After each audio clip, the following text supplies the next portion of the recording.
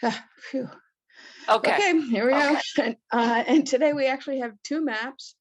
And the first one is going to do the first part of the walk, which is over, go in by Painted Rock, which is here. And we're going to linger in this area because there's some really interesting things to see here. Across the street, there's a little nature sanctuary, and then there's an access way to the beach. And then we'll get on our way and we'll travel along the road, make a few tiny stops, but mostly stay on the road until we eventually get down here to what I think locally is becoming called Surfers Beach, and you'll see why. And then we'll jump onto the main trail, and that will be the second map. So with that, we'll start at Painted Rock. I don't know why this isn't, there we go. So Painted Rock is at the intersection of Mohegan Trail and Lakeside Drive. And many of you, if you're familiar with Block Island, have seen Painted Rock. I was lucky to get a really beautiful Painted Rock this week, and at least it was there for a couple of days. And this was so beautiful, I really felt like I had to show all of its sides. This was commemorating, I actually caught the person painting this rock for his 1-year-old daughter. So, and I guess the aunt was there as well. So beautiful covering of Painted Rock, which is getting smoother and smoother every year because the paint is building up so much. So there we have Painted Rock, and across the street from Painted Rock is a little tiny nature sanctuary. You may have noticed the pond, but not realized that it is a tiny nature sanctuary. It's a wonderful pond for seeing. Well, the area is not just the pond, it includes the wetlands, which has some very nice grasses, something called cotton grass. I've seen wood duck in this pond, and this wonderful bench, which was put in there, is the Murray Nature Sanctuary, and it was a gift to the Block Island Conservancy. And I love this bench because it's just perfect for sitting on. And I happen to know that this piece of granite was personally chosen by Rob Lewis, who was then, at the time, he was no longer the president of the Block Island Conservancy, but he was very involved. And he went to Westerly, where the Bonner Monument Company is, and he sat on a bunch of rocks until he found just the right one to be inscribed and then delivered here. So I always think of Rob when I think of this little oasis. But we're going to head our way down Snake Hole Road, which so Painted Rock is, the actual rock is behind me taking this picture. And as you look down the road, it's going to take a hard right. And at that hard right in the corner is this little seasonal pond, which I've seen it almost dry. Right now it's pretty flush with water. And again, a great place for birds and muskrats, and water is always a good attraction for birds. But opposite the pond, before you take the road to the right, if you go straight, you think you're going into somebody's house, which I guess you actually could. But where the arrow is pointing, this is actually a piece of town land. And this land, there's a little parking lot, there's a bike rack, and then you could head down a path, which it's not for the faint of heart. It's always wet, no matter what time of year. So water is seeping onto it. And but you can actually get down to the shoreline at this point. Of course, you have to come back up, and you know, it's doable. It's not, but it is not a pristine path downwards. But it offers a beautiful view and a great way to get to this part of the island, this part of the beach area. And you can't really see it in this photo, but it's a great place to look at the wind turbines. And I actually took this picture from that spot. So it's quite a, I think it has a lot of beautiful things to see in this area. So back up on the road, we've now gotten back on the road, and we've made our right-hand turn.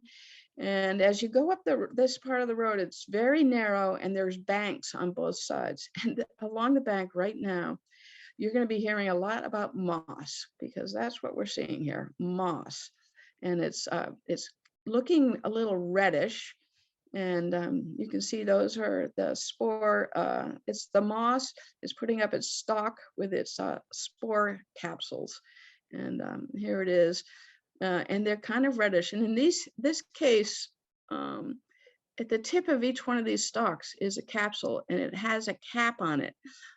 Eventually that cap will come off and the spores will be released. But if you look around the island now, the moss is starting to put up its spore stalks. Now, this is the iconic Bit of Heaven. This is a private residence, and you really can't walk down this road, which is a private road, but it is a right-of-way for passage to the area that we're going. But this is a private residence, Bit of Heaven. It was built in 1886, and it's quite, it's all boarded up for the winter, but the windows will be unshuttered in I'm sure a month or so. But the tower is quite recognizable, and we'll be able to see that in the distance at several places along our walk. What's interesting is that this, besides it's just beautiful and it's perched on the edge of the bluff, this building was built as one of the very, very first cottages to be built for seasonal residents. So in 1886, it was one of just a handful between there and the 1900s of seasonal residents, and it was built by a lawyer from New York.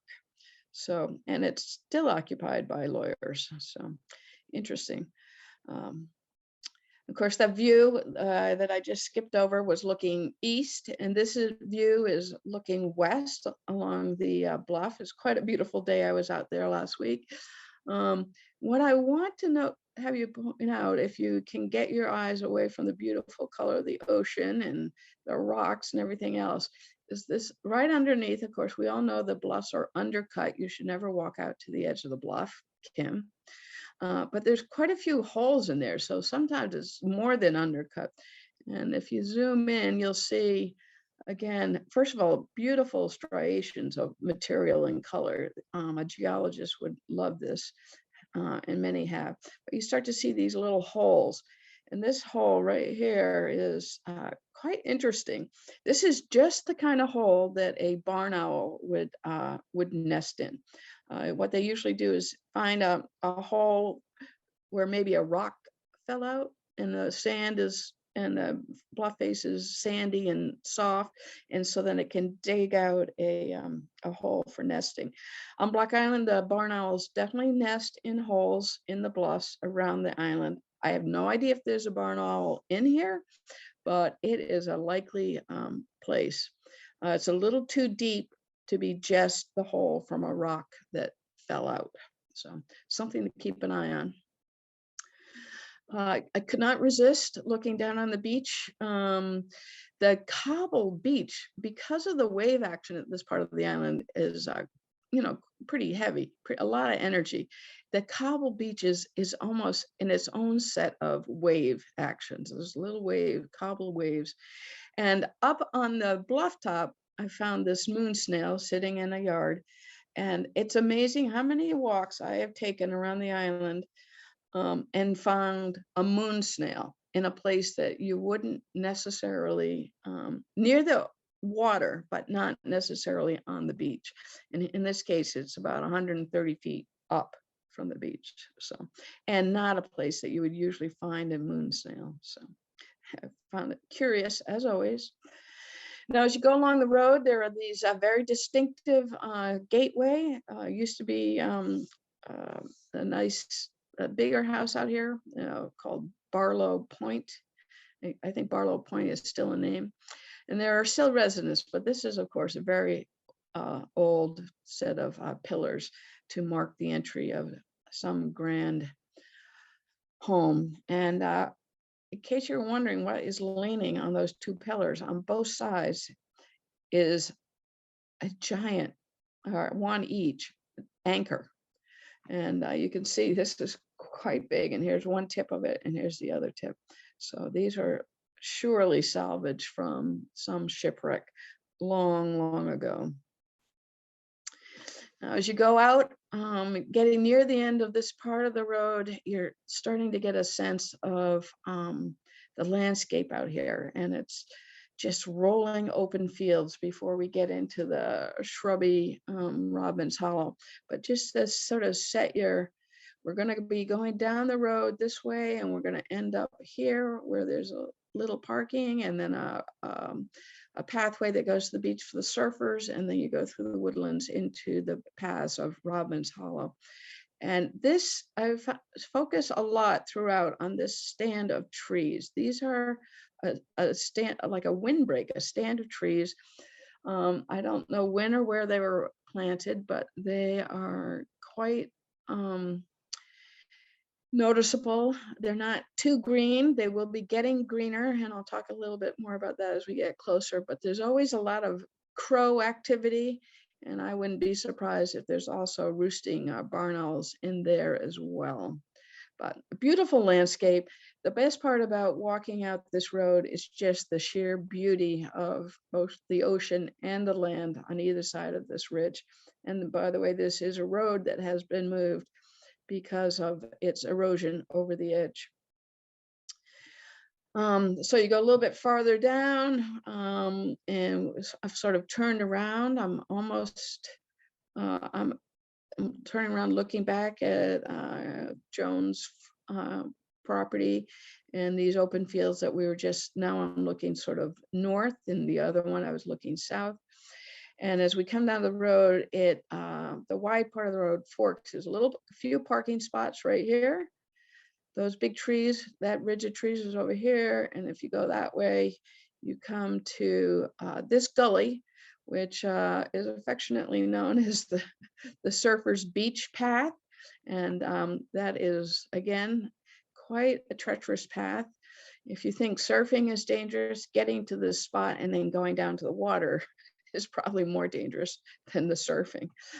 And I noticed that the surfers, I'm sure many of them have put in this rope that's well anchored, and it goes all the way down the gully, and there are handholds knots tied into the, I'm not sure if you could see one of them, but there are knots, handholds tied into along here every 6 or 8 feet or so, little loops. So I guess you can hold on to the rope with one hand and your surfboard with the other. I won't be trying that anytime soon. Okay, that wasn't good. So after you've taken your look down the gully and decided not to go surfing, better go walking instead. This actually used to be the parking area, but the erosion here down that gully and here has just gotten so bad. This gully's out all the time. The parking area is actually to the right of where I'm pointing. And then over right here, it goes into the older part of the road. So this is the older part of Black Rock Road. And then here's our new map. So you have to change your orientation. This was the Surfer's Gully. Now this is where I just took that picture, starting into the green loop. So we're going to be in this first part of the walk following the green loop into the sort of the easternmost path that goes through Rodman's Hollow and then comes out at the connector for the Fresh Pond Trail. I should have mentioned that I sometimes sneak in a photo here and there that includes an orb. The orbs are not, I just take them for the fun of looking for them on our trail, on our walk, and we've already seen one of them, and there's at least 2 or 3 more. I think 2 more. With that, we'll get on our walk.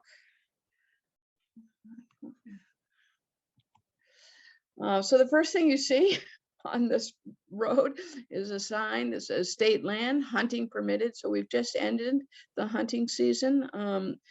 Rodman's Hollow is hunted by state permit in parts of February, and which is why I did not do this walk until March. And then, but after you pass that, you can see that there's a path that goes off to the right. And for this first part of the walk, you'll be taking lots of rights. Every time you get a choice, you take a right. This is the Jones Trail, and it's well signed at this point. And I guess I get another warning about hunting and a request that people for walkers only, and that is because the ground in this area is so most of the island, but especially in Rodman's Hollow, is so sandy that it doesn't hold together. Erosion is very easily done by both foot traffic, bicycle traffic, and horse traffic. So we try to minimize the traffic on these paths so that they will stay pristine. Now, as we go along this first part of the path, we're going to see lots of different types of trees. There's black pine, which we're familiar with, and Japanese black pine. And this one is only maybe 50 feet away from this black pine, but this one is much taller. And this is the one that had an osprey nest in it last year, which is right there. It's very insecure looking. It'll be interesting to see if ospreys come back. It was not a successful nest, but often the first year they're not successful. So hopefully this year we will get one. So it's right in this area. There's lots of little things along this path as well. This is, I believe, some kind of moss, quite beautiful. But tiny. This is about the size of the palm of my hand, and also some new little trees here and there making their start. So another black pine. But there are big things as well.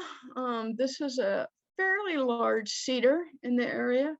Right along the very first part of this path, there are lots of trees. The big cedar. And at first I wasn't sure what it was. It looked a little sparse, so I zoomed in and looked a little more closely at its branches and determined that yes, in fact, it is a cedar. And cedars are throughout the Rodman's Hollow area. And these are some of the biggest ones right in this area on this path. There are also this, and this is what most of that little stand of trees that I pointed out, and we'll point out several times later. This is a stand of larch or tamarack. And again, looking up into the foliage or the lack of foliage with this time, this is not an evergreen conifer. So it bears cones, but it drops its needles in the wintertime. And of course, it's also known as tamarack or eastern larch, and it has these beautiful little cones, often several on a branch, just like that. So this is a wonderful stand of very high, again, tall eastern larch. They must be pretty old. There's some in the driveway that goes to Lapham's, and they're not as tall as this, and the ones at Lapham's are about they're about 50 years old. So there you have it. But most of these larches, unfortunately, are really entangled with vines, one of which is our good old friend, common greenbrier, with all of its thorns. Another viney species in the area is lots of honeysuckle. Now, the larch lose its needles, but the larch keeps most of its, many of its leaves, so it stays green through the winter. But here's an up close picture, and you can see what the problem is with both honeysuckle and bittersweet. They twine around a stalk, and then the leaves come off of it, chokes and shades out the understory. So lots of honeysuckle in there, lots of greenbrier, lots of bittersweet, and lots of somewhat dead trees also. These are, but they can be great habitat. This is a kind of a dead tree in here. Something happening here, I'm not sure, but I'm sure it's good habitat. And this is a completely dead tree with a wonderful hollow, which would make a terrific habitat for small nesting bird, or mice actually sleep in trees at night, be a great little night spot. And in that other tree, there is a man-made habitat. This is a box put up for American kestrel, and it was put up several years ago by Sam Fuller, who was then working towards his Eagle Scout badge. And he put up several boxes around the islands, a few American kestrel boxes, and also a few wood duck boxes, and a whole trail of tree swallow boxes, which you can see in the fields near Smiling Through. So lots of those. And some birds don't even need extra habitat. They can find their own. And this is, again, not always the best photos, but you can definitely see what's going on here. This is the same, two pictures of the same bird. It's a yellow-bellied sapsucker. And of course, the one on the right, you can see the yellow-bellied a lot more. It is very sharp, strong bill. It is in the woodpecker family. But what's great about this picture on the left are all these little holes. And if you spend any time walking around the woodlands of Block Island, the shrublands, you will find a tree that are sometimes just completely lined with these holes. It's and that is a sign of a sapsucker. Those are sapsucker holes. And sapsuckers are, the reason they call that is they're actually drilling down into the tree to get the sap to run. And as the sap comes out, oozes out slowly, it attracts insects, which then the sapsucker is what it was really after, were the insects. But it'll take the sap along with it, but it uses the sap as a trap for the insects that it's trying to get. And if it doesn't get any sap, it'll get the insects by wrapping into the tree. This one was there for quite a while, and this was just yesterday. The yellow-bellied sapsucker. Now this is a really tall cedar, unbelievably tall. This is the tallest cedar I've seen on Block Island. It's so tall I had to do it in two photos. The bottom one, and then looking up to see so this is from the ground up, and this one is, midway up, or not even midway, looking up into it. It's really a beautiful tree. And here it is looking down the path. I'm standing at the top of the hill looking down at this very large cedar tree, quite beautiful. And it would be a wonderful place if you wanted to look at the bark or hide an orb. So along the way as you go, there's just little things to notice. Right now, the blackberry canes which are these here, they're just arcing out everywhere, turning bright red, just getting ready to sort of bud out their first leaves. And you like to see the blackberry canes and sort of make sure you know where they are, so that you know where to come back looking for blackberries in about 5 months. And then I just was attracted to this. This was a very large rock with a little divot in it. And I may not have spelled divot right. I'm so sorry. And just a little piece of moss nestled in there. And you can see a few stalks just starting to come up there. Lots of things to notice as you go along. Now, when you come out of this little stand of trees, you'll have a choice. You can either go straight, which I'm calling bear right. So as I said, along this whole walk, we're going to be bearing right. If you could go to the left, and we'll come back and do that a little bit later, but we're going to go right or straight in this case. And pretty soon you come to this little Moreno grassland knob. Now, if you were part of the, or have looked at the Rodman's Hollow Walk from last November, you will see that this same knob was in that. So we're going to be overlapping a little tiny part. So some of the same images, and I was interested to find that, at least in the way of trees, I actually took the same pictures again because I found them interesting, not remembering that I had already taken them, way back in November. Of course, they look a lot different, but here's our little Moreno knob. Here's a great example of where the substrate, the sand, is so thin and weak that it easily it wears away, but it does support a really unique set of vegetation that found only in Moreno grasslands, which is a globally endangered ecosystem type. But on we go, and we see another cedar along the way. This time I'm taking the pictures with these on my left as opposed to in November when I was taking them on my right. And a red maple, no leaves. A winged sumac is really beautiful right now, even though it doesn't have any leaves or any berries. It has what's left, and quite beautiful, hanging up there in the sky. You could look back again in November and see that this was a bright red sort of cone of fruit, and now it is dried out and just hanging beautifully.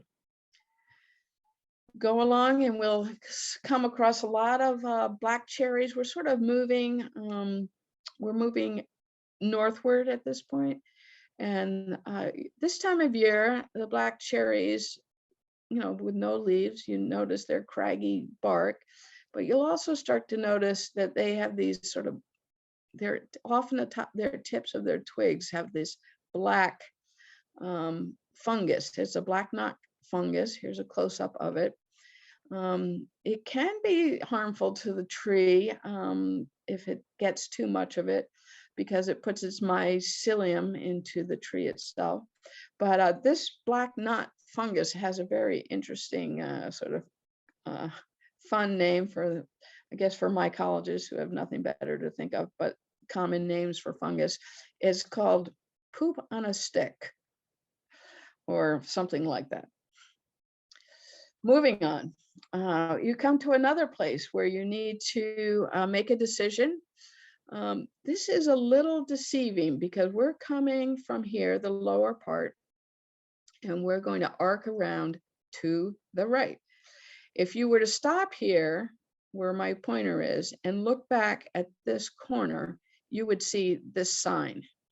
So that sign is pointing, meaning that you can either go that way, which is where we used to go, where the other path went that goes back towards Cherry Tree Hill or West Side Road, or you could come this way. This way would be towards where we have just come from, but we're going right. Oops. Oh yeah. And we're going right, and we almost immediately start going downhill. Of course, I'm always attracted by the big rocks that are out there and covered in lichens, more green shield lichens covered on this path as we start going down the hill. And as we get down into the bottom, we're really moving towards the bottom of Rodman's Hollow at this point. You start to see a lot of shad trees. And shad is known by its gray, smooth bark. And in let's see, 6 weeks, this whole place will be filled with shad blossoms. But right now, the thing that's most noticeable are this wonderful patches of gray lichen. And it looks like a flat gray lichen that grows on all shad trees. Almost any shad tree of any size has this particular gray lichen growing on it, which is not detrimental. It's not a fungi. It doesn't have mycelium. It's just growing at the surface of the bush, shad bush. And if you look really closely, this is what you can see. And it's incredible. These little spore-bearing little sort of pockets that are just starting to grow and then open up, and they'll produce spores that will go on. But I just could not get enough of looking closely at the surface of this gray lichens, and as they get ready to set their spores for another year of dissemination. So beautiful lichens. And then we finally get down to almost the lowest part of Rodman's Hollow, and you come to a point where you'll see a little sign right here that says Fresh Pond that way, which is the way we're heading, or I think it says Rodman's Hollow that way. I'm not sure. We'll have to look in a second. And interestingly, I didn't know it at the time, but I took this same photo last fall because I love this this particular shrub entanglement, because here it is. It's actually shad and high bush blueberry entwined together. Here's the sign, which could use a little work, but it does have, yes, it says Fresh Pond going to the right and Rodman's Hollow going to the left. We're going to the right, and we're going to notice the little entanglement of again, here's our shad with the smooth bark and the gray lichen, and our sort of very textured, just hinting at red high bush blueberry, and growing in this little patch together. Now, that path goes uphill pretty well, and you go along, and once in a while it flattens out, and just when you're thinking, man, this is a steep hill, you see the mirage of a house in the distance, and you realize, oh, I'm almost there. This path is almost at its end. And as you go not too much farther after this point, you'll see a whole bunch of signs, so you know you're near the beginning of the path of the entry of this path. And this is attention and state law, hunting, caution, deer season, walkers only, but it's quite colorful, so never mind. And then the next sign you see as you come up out of this path is a marker that says Fresh Pond. And you actually go across this is the Sheffield Farm Road. You go across that and down a little bit, and then you can pick up the other path that goes to the Fresh Pond Trail. So you're headed in the right way. And if you go past this marker and turn around, you'll see that on the other side, it says Rodman's Hollow. And it's pointing you back down the path where that colorful sign is. So with that, we have made it. We went from what I'm calling the Green Trail. It's I think it should mostly be known as the Jones Trail, because that's what the sign says here. Here's where those larch were, right? Here's where we had a chance to make a turn but didn't. Here's where that Moreno grassland is. Here's where the intersection that's confusing is. And if we had gone the other way, remember the sign is on this side, and it's pointing either to go this way or this way to Fresh Pond. Fresh Pond. But really what it's doing is taking you down deep into Rodman's Hollow, the deeper parts. And then at the sign where the shad bush and the blueberry are, and then up the hill to the road, and then you can pick up the path. So I think it's down here somewhere. The sign's there. In our November, we did this loop, and we did a loop out here towards Plover Hill. So what we're going to do is we're going to go back to this spot right here, number 9, where we took a right, only this time we're going to take a left, and we're going to go out. We're going to meet Black Rock Road for a little bit.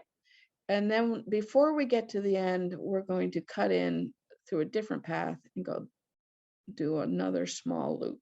So back to our intersection, this time going left to the blue loop. And it looks like this. It goes, at least part of it looks like this. Part of it looks like this. You go a little bit, and then there seems to be between the ridge of that we just took and then went down into the hollow, and what I call a ridge where the road, Black Rock Road, is that you can walk down, is like between those are some open fields, and that have a little bit less dramatic elevation changes. So as we come into this field, you can see that it's opening up. We're gonna go by this. I actually think it may have been mowed, or part of it may have been mowed yesterday, because I was out there and there's a tractor doing some work. But then you go along and you go right here, the fields are to your left and right. And then you go up this little hill, and then you come down and you come through this gapway, and you come on to, eventually you come on to the quote unquote Black Rock Road, and you're back on the main road. And this is looking off to this is looking towards Lewis Farm, but again, big outcroppings of rocks are amazing throughout the Rodman's Hollow area. And what's amazing is Rodman's Hollow is all a glacial deposit, right? Mostly it is a meltwater channel that carved out the water melting off the glacier, carved out this great hollow, but it left a lot of sand, but it also left a lot of erratic boulders. And there's a lot of work being done in geology that can look at the breakdown of a boulder that hasn't been moved. If it hasn't been moved or disturbed since it was uncovered by ice, they can look at the chemical composition and of the atoms of the surface of the rock and determine roughly how long it has been exposed to air, which is how they're starting to date some of the information about how long this area, including Block Island, has been uncovered by ice, by the glacial period. Now that is a very rudimentary description, but it's a really interesting subject, and there are several papers coming out now about this very thing. But I'll get away from that and go back to the beauty of a walk in Rodman's Hollow.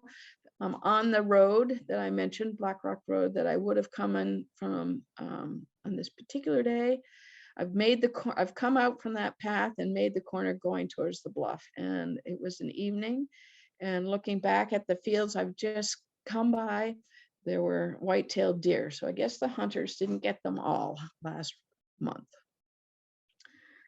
And if you look in the other direction, again, these fields between the road and the next sort of ridge, wonderful big cedars looking towards the water.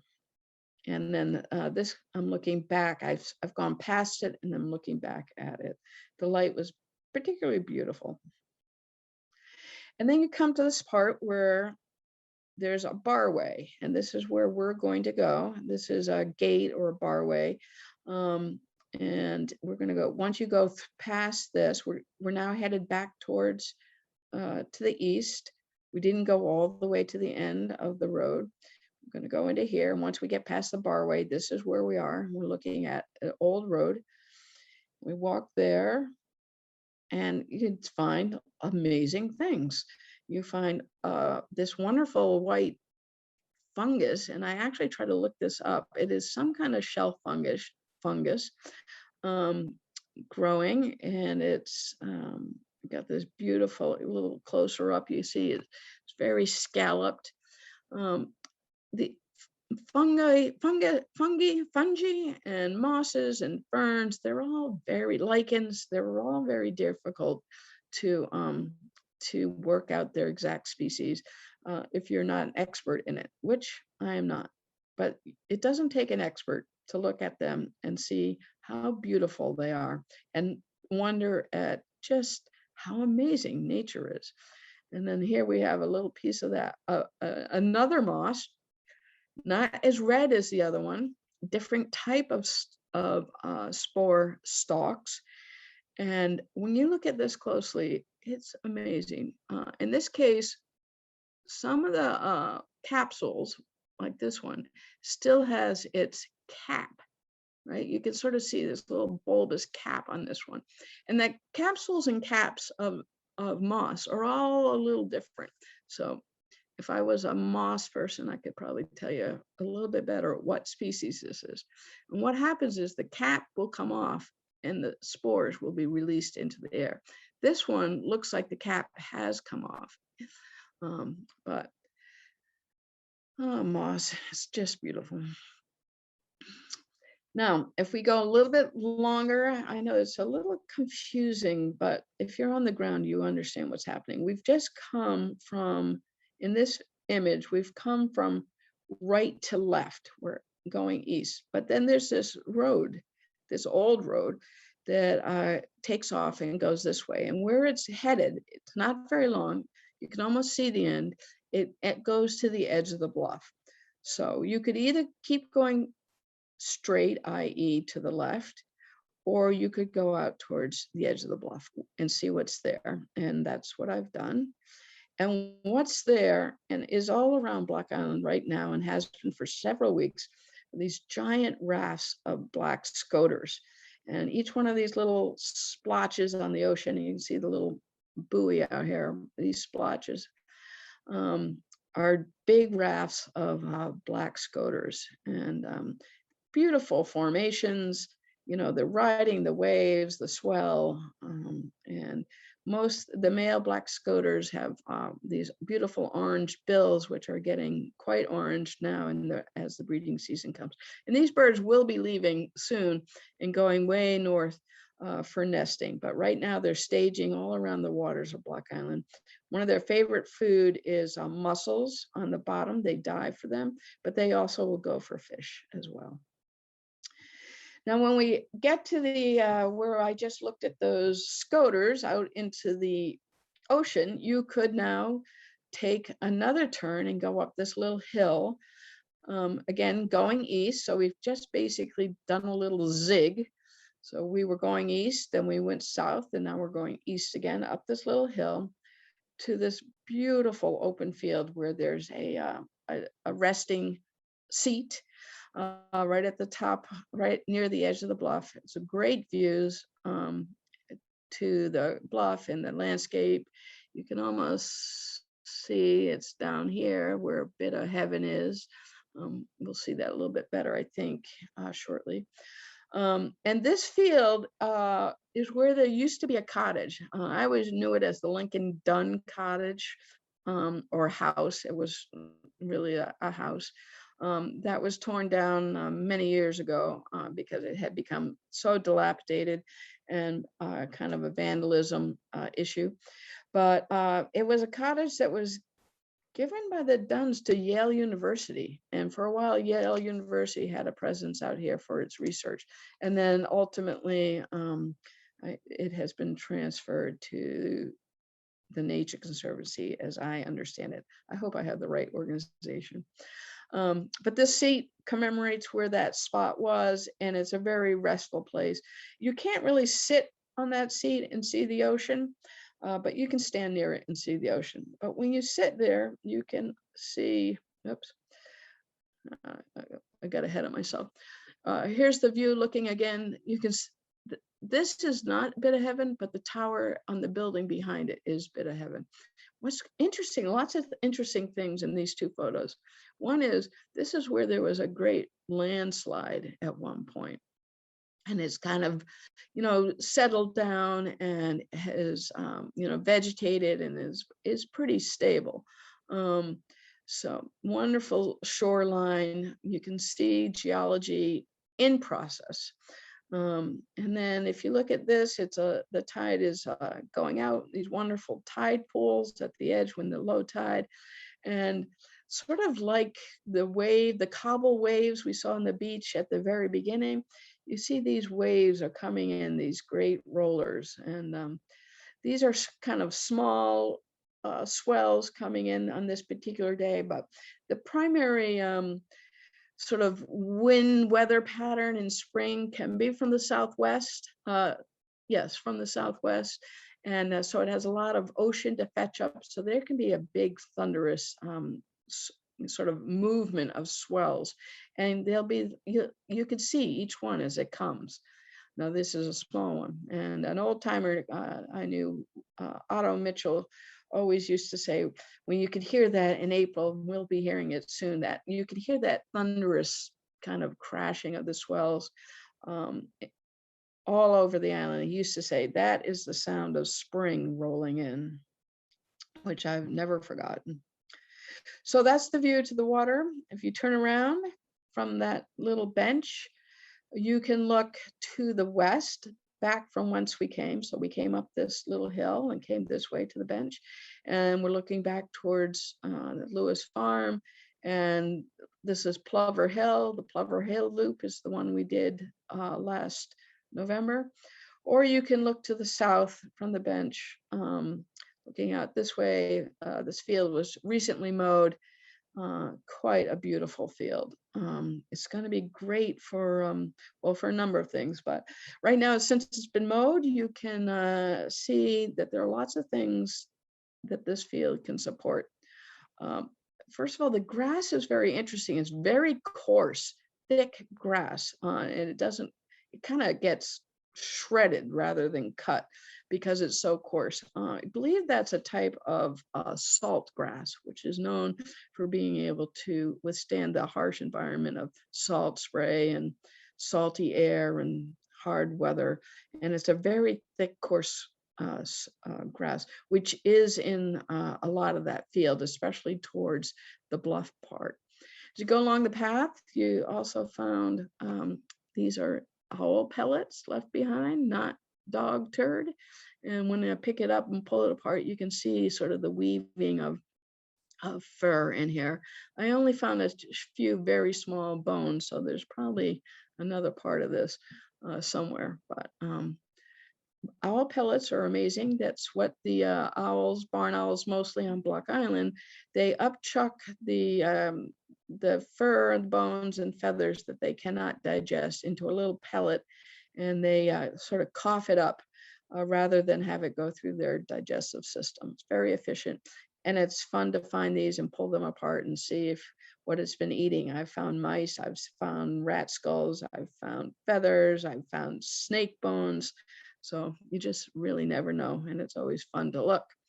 Some things not so fun to look at are mangled rats. I'm pretty sure this rat did not escape the mower. It does not look like a rat that would have been eaten by a owl.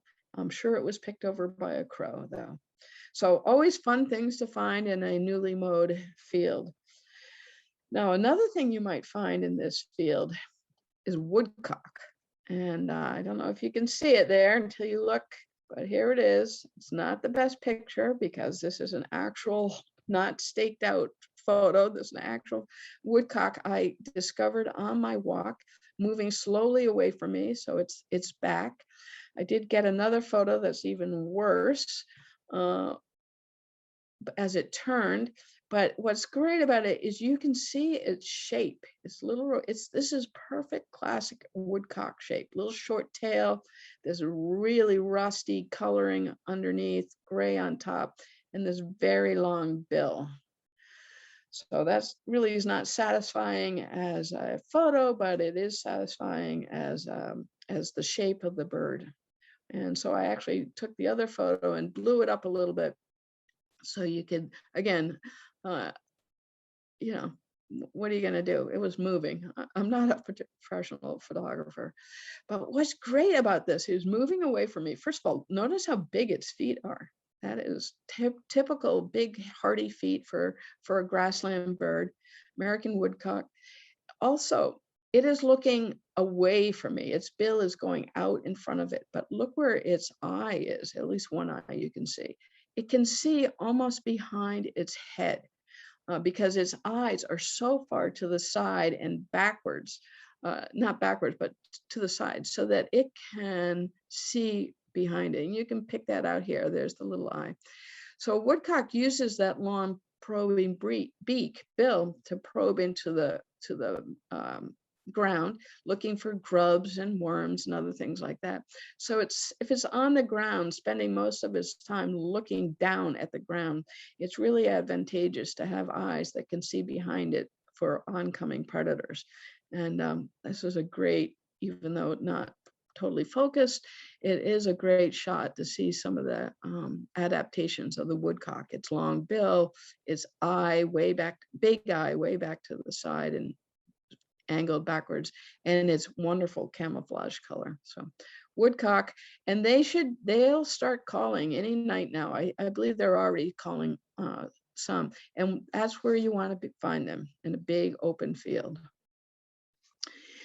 So we're sort of ending the walk here out at the end of the day at the bluff of the same field. I'm still in the Lincoln Dunn field, looking southward, southeastward, looking back at where we've come from, our big stand of larch and cedar and black pines. Over here, you see that really tall, distinctive black pine with a funny little top knot, which is where the osprey was. Because it's such a tall pine, you can see it from many spots around Rodman's Hollow.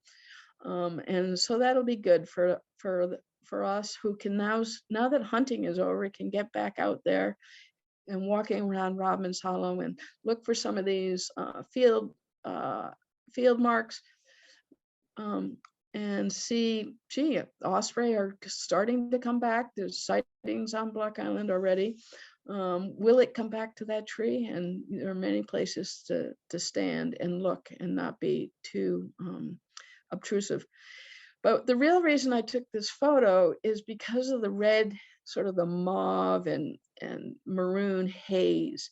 You're seeing this everywhere on Block Island. This is the swelling buds of lots of the shrubs that on the island. Not yet the bayberry, that will be last, but most of the other shrubs have these swelling buds that are giving the whole island sort of this sort of grayness with a haze of mauve and maroon over it. And I think sitting on that bench and looking inward towards the island, not always outward, produces some really wonderful views and chances for observations, whether it's maybe a returning osprey or a dead rat or a owl pellet, and if you're still enough, an American woodcock. So I think our main walk is done. You have to, at that point, choose which way to go home, either back out to Painted Rock, which is much closer than if you walk from that spot all the way back to Cherry Tree Hill on West Side Road. But if you did go back to West Side Road, you would see along the way the end. I've talked so much in this series about switchgrass, and this is a beautiful stand of switchgrass in its last days. It's fragile, no more seed pods, but beautiful, just beautiful in the ending light. And soon we will be seeing these little green shoots in a whole new year of switchgrass growing. So this is the end of it for this year. And I will say it was getting a little dark when I was leaving Rodman's Hollow, but it was a great opportunity to get that 3-day crescent moon captured in the branches of probably black cherry. So. And what else did we see around the island since we last spoke? We've found a beautiful dead pheasant, hen pheasant. If this was in the last walk, I'm sorry, I just got captivated and put it in again. She was gorgeous. She starred in a little video and was used for show and tell with the wee ones. And she hit a window and broke her neck, but was used well in the education of many people, and is now being prepared to go back on the ground in a couple of months so that it can become food for the burying beetle, which they seem to love. And but to look at the feathers up close and see how beautiful each individual feather, whether it's the coverts of the wings, the wing primary feathers themselves, the tail feather, of course. I said I have a thing for dead things sometimes. And spring is definitely here. This is a robin on a wire, but nothing says spring too much more than a robin, red-breasted robin, beautiful male with that brick-colored red, and the first crocuses coming out. They're probably a full-on blaze by now because we've had a couple of warm days. As always, cannot end without my bird checklist of things that I've seen over the course of my walks in preparation for this: black scoter, pheasant, and of course the American woodcock and the yellow-bellied sapsucker, both new spring birds for the season. And with that, thank you. This is the map in the kiosk at the entry to the Kunamis Road part of Rodman's Hollow. And we came from the Painted Rock side and did this. What's not on this map is this path. This is where we went through that gate. And then there's another little connector that then took us out to the bluff. But you wouldn't get lost if you followed this map, but keep an eye out for this one it's marked by the gate, but not by the map. And with that, we are done, and I'm happy to take questions. And I guess I'll stop sharing my screen. Everybody asleep? Not at all, Kim. People can unmute themselves. I think I've asked people to do that, but thanks for bringing that up, Kim. I have no idea why we don't have that on the map, but we're redoing the map, so I'll make sure to add it on there. Yep, we can work on that. Yeah. And also Cindy, Batty, it's not, you called it Sheffield Farm, it's Peckham Farm. Oh, I'm sorry, I did. Very rarely do I have something to correct. That's absolutely true. I'm so sorry. Anyway, now how are we gonna fix that? Well, we'll have to make sure you run this part in the video. Yeah. Josie's asking, who was Murray? Is this for the Murray property at the very beginning, Josie? Yeah, Georgette Murray, and she's part of the current Murray family that's here represented. I think most people may know Will Murray, who is a main deliverer for lambs, and so if you're getting packages delivered by FedEx or FedEx or UPS, you probably run into Will Murray. He works for Lamb's Delivery Service, but his father is Mark Murray, and Mark's parents were Bill and Marie Murray. And they're all the grandparent generation is deceased, and I don't know if Georgette. Now I'm questioning myself if it's Georgiana or Georgette, but that's Jimmy Murray. What's that? I thought Jimmy Murray was involved in it. Yeah, he's one of the brothers. So that was later, I think. It was 2 generations before him. So anyway, the Murray family is only represented by one person that I know of on Block Island now, but it used to be a bigger family. Kim. Yeah, hi. I just know a little bit of information I'll share with you and everyone about the pines, that stand of pines you see to the right as you're standing near the Surfers Beach. Yeah. One of our neighbors, Jonathan Ives, up on the south side, said that he planted that with some project in the 50s. Wow. All those little pine trees. Yeah. Yeah, I'm pretty sure they're all, that's the larch and the pines are in there, the cedars. Maybe that's probably why they're so big, because they've been there so long. That's so interesting. Yeah. I have to ask him about that. So a lot of trees on the island. Well, sorry, go ahead. No, I understand No, that go ahead. with Martha that it was Graham Jones's grandfather or grandfather, and when they were working their transaction protecting the land with the Nature Conservancy, they actually had the original bill with the listing of all the trees that were planted there. So Oh, that Graham has. So I can, if you ask Yeah. Scott about it, he probably has that information. Anyway, yeah, didn't mean to cut you off there. No, that's terrific. Now, I wonder if that's connected in the same time period. There are a lot of trees on the island were planted by in that time, 40s and 50s, by the Rod and Gun Club and by Earl Dodge, who was, they were involved in the very first Nathan Mott Park formation, which was the first park on the island. And Earl Dodge actually was an islander who went to Brown University and was very interested in trees and got people planting trees all around the island.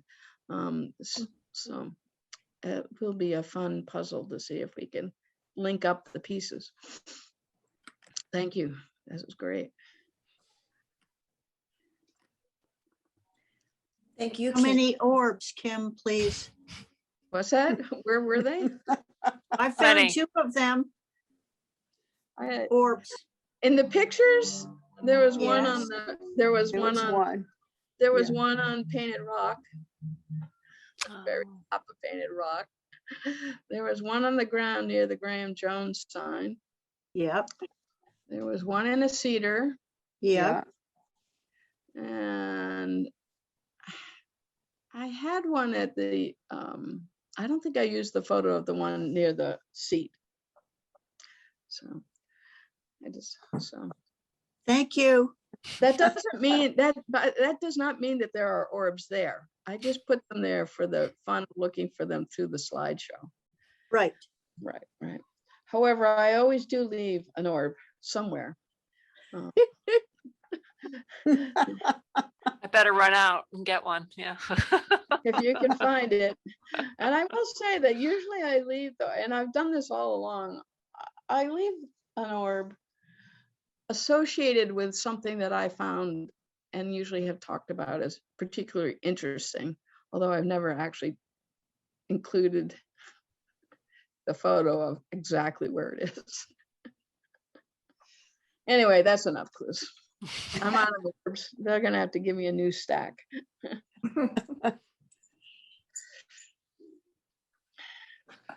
Thank you, Kim. Goodbye, everybody. Thank you. Bye, Bye, Hi, Martha. Martha. Thank you for See joining you. us. We'll see you. Bye, Martha. Good to see you. Bye. Thank you, Kim.